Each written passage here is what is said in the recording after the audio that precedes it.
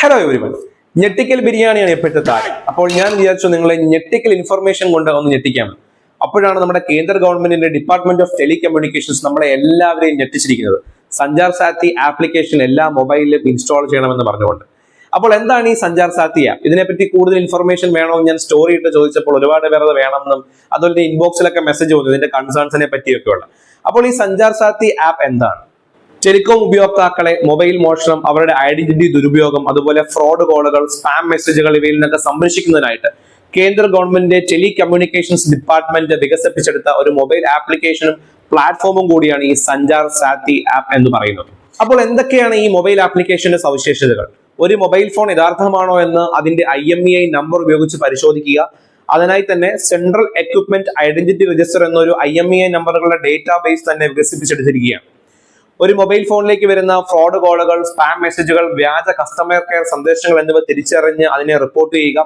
ഒരു mobile phone നഷ്ടപ്പെട്ടാലോ അല്ലെങ്കിൽ മോഷ്ടിക്കപ്പെട്ടാലോ ആ മൊബൈൽ ഫോൺ തിരിച്ചറിഞ്ഞ് അത് റിപ്പോർട്ട് ചെയ്യുകയും ബ്ലോക്ക് ചെയ്യുകയും ചെയ്യുക എന്നിവയൊക്കെയാണ് ഈ മൊബൈൽ ഫോൺ ആപ്ലിക്കേഷന്റെ സവിശേഷതകൾ എന്ന് പറയുന്നത്. ഈ വിശേഷതകൾ നിലനിൽക്കുമ്പോഴും കുറേയേറെ പ്രധാനപ്പെട്ട ആശങ്കകൾ നിലനിൽക്കുന്നുണ്ട്. ഈ മൊബൈൽ ആപ്ലിക്കേഷൻ ഇൻസ്റ്റാൾ ചെയ്യുമ്പോൾ നമ്മൾ കൊടുക്കുന്ന അനുമതികൾ ദുരുപയോഗം ചെയ്ത് നമ്മുടെ ഡേറ്റകൾ ചോർത്താനും അല്ലെങ്കിൽ നമ്മുടെ ഡേറ്റകളിലേക്കുള്ള അനാവശ്യമായ കടന്നുകയറ്റത്തിന് ഒരു സാധ്യതയുണ്ട്. അപ്പോൾ നമ്മുടെ പ്രൈവസിയിലേക്കുള്ള കടന്നുകയറ്റം പ്രധാനപ്പെട്ട ഒരു ആശങ്ക തന്നെയാണ്.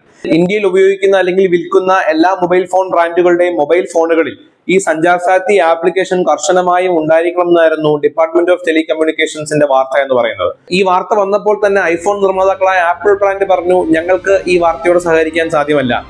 അങ്ങനെ മറ്റു പല ബ്രാൻഡുകളും കുറെ പ്രതിഷേധങ്ങളൊക്കെ ഉയർത്തി. നമ്മുടെ ജനങ്ങളിൽ നിന്നുള്ള പ്രതിഷേധങ്ങളും ഇതുപോലുള്ള പ്രൈവസിയുമായി ബന്ധപ്പെട്ടുള്ള കൺസേൺസ് ഒക്കെ വന്നപ്പോൾ ഇപ്പോൾ ആ വാർത്തയിൽ ഒരു അയവ് വന്നിരിക്കുകയാണ്. ആവശ്യമുള്ള ആൾക്കാർക്ക് മാത്രം ഈ സഞ്ചാർ സാത്തി ആപ്ലിക്കേഷൻ അവരുടെ മൊബൈൽ ഇൻസ്റ്റാൾ ചെയ്താൽ മതിയാകും.